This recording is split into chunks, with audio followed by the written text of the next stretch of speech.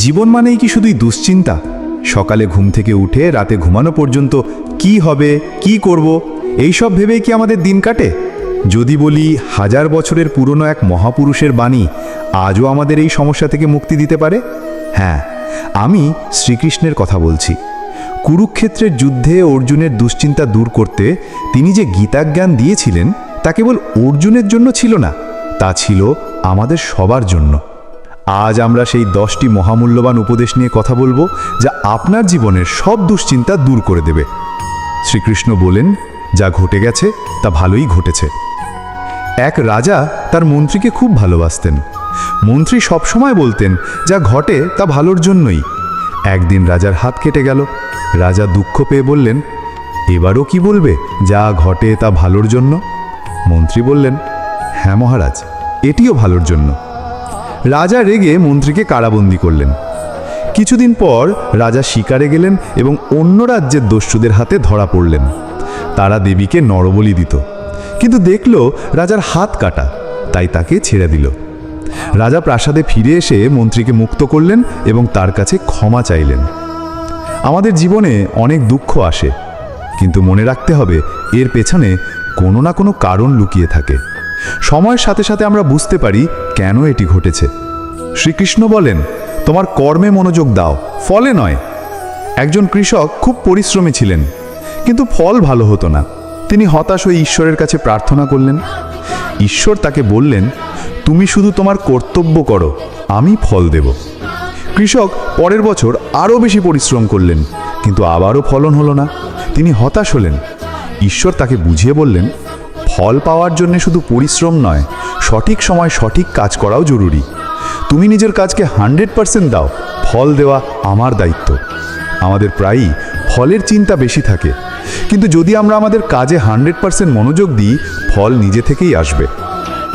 শ্রীকৃষ্ণ বলেন, আসল শত্রু তোমার মনের ভেতরে। একজন যোদ্ধা তার সমস্ত শত্রুকে হারিয়ে রাজ্যে শান্তি এনে দিয়েছিলেন, কিন্তু তবুও তার মনে শান্তি ছিল না। তিনি জানতেন না যে তার আসল শত্রু বাইরে নয়, ভেতরে। তার ভেতরের রাগ, হিংসা এবং অহংকারই তাকে শান্তিতে থাকতে দিত না। যখন তিনি নিজের এই দুর্বলতাগুলোর সঙ্গে যুদ্ধ করে জয়ী হলেন, তখনই তিনি সত্যিকারের শান্তি পেলেন।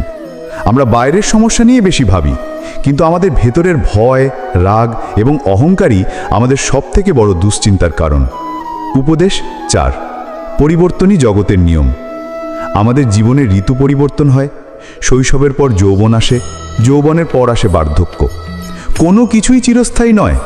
যেমন একটি মেঘাচ্ছন্ন দিনের পর সূর্য ওঠে, তেমনি আমাদের জীবনে দুঃখের পর সুখ আসে। যদি আমরা এই সত্যটা মেনে নিই যে সব কিছুই পরিবর্তনশীল, তাহলে দুশ্চিন্তা আমাদের উপর তেমন প্রভাব ফেলতে পারবে না। উপদেশ 5, অতীতে আটকে থেকো না। একজন ব্যক্তি সবসময় তার অতীতের ভুলের জন্যে নিজেকে দোষারোপ করত। এর ফলে সে সামনে আর এগোতে পারছিল না। তার বন্ধু তাকে বলল, তুমি যদি গাড়ির আয়নায় পেছন দিকে তাকিয়ে গাড়ি চালাও, তাহলে কি কখনো নিরাপদে সামনে এগোতে পারবে? লোকটি বুঝতে পারল, অতীত থেকে শিক্ষা নিতে হবে, কিন্তু সেখানেই আটকে থাকা যাবে না। অতীত থেকে শিক্ষা নিন, কিন্তু অতীতকে আপনার ভবিষ্যৎ নষ্ট করতে দেবেন না। উপদেশ 6, ক্ষমা করতে শেখো। 2 বন্ধুর মধ্যে খুব ঝগড়া হলো। একজন তার বন্ধুর ওপর রাগ করে থাকলো। সেই রাগ তাকে ভেতর থেকে পুড়িয়ে মারছিল। অন্য বন্ধুটি ক্ষমা করে শান্তিতে ছিল। অবশেষে রাগ করে থাকা বন্ধুটি যখন তার বন্ধুকে ক্ষমা করল, তখন তার মনে শান্তি ফিরে এলো। ক্ষমা করা মানে অন্যকে মুক্তি দেওয়া নয়, নিজেকে মুক্তি দেওয়া। উপদেশ 7, আবেগ নিয়ন্ত্রণ করো। যখন আমরা রেগে যাই, তখন অনেক ভুল সিদ্ধান্ত নিই। আবেগের বশে আমরা এমন কথা বলে ফেলি যা পরে অনুতাপের কারণ হয়। শ্রীকৃষ্ণ বলেছেন, আবেগ আমাদের বুদ্ধি নষ্ট করে দেয়। তাই আবেগের দাস না হয়ে আবেগের ওপর নিয়ন্ত্রণ আনতে শিখুন। উপদেশ 8, নিজের ওপর বিশ্বাস রাখো। একটা ছোট্ট ছেলে ক্রিকেট খেলতে খুব ভয় পেত, কারণ সে নিজেকে ভালো খেলোয়াড় মনে করত না। তার কোচ তাকে বলেছিলেন, তুমি কেমন খেলোয়াড় তা অন্যরা ঠিক করবে না, তুমি নিজে ঠিক করবে। নিজের ওপর বিশ্বাস রাখো। এক সময় সে ভালো খেলোয়াড় হিসেবে পরিচিতি পেল। আত্মবিশ্বাসী সাফল্যের মূল চাবিকাঠি। উপদেশ 9, আশা কখনো হারিও না। অন্ধকার রাতের পর যেমন সূর্য আসে, তেমনি আমাদের জীবনের দুশ্চিন্তার পর সুখ আসবে। আমাদের শুধু অপেক্ষা করতে হবে এবং আশা রাখতে হবে। যত কঠিন সময়ে আসুক না কেন, আশা কখনো হারিও না। উপদেশ 10, ভালোবাসা ছড়িয়ে দাও। যখন আমরা ভালোবাসা দিই তখন আমরা তা ফেরত পাই। ভালোবাসা আমাদের মনকে শান্ত করে, আমাদের দুশ্চিন্তা কমায় এবং আমাদের জীবনকে আরও সুন্দর করে তোলে। চারপাশে ভালোবাসা ছড়িয়ে দিন, দেখবেন আপনার নিজের জীবনও শান্তিতে ভরে উঠবে।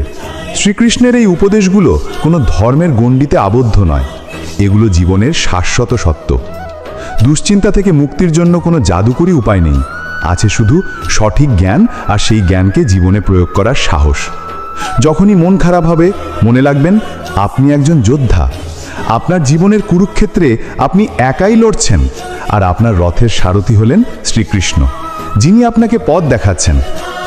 এই ভিডিওটি আপনার ভালো লাগে তাহলে লাইক করুন, শেয়ার করুন এবং আপনার মতামত কমেন্টে জানান।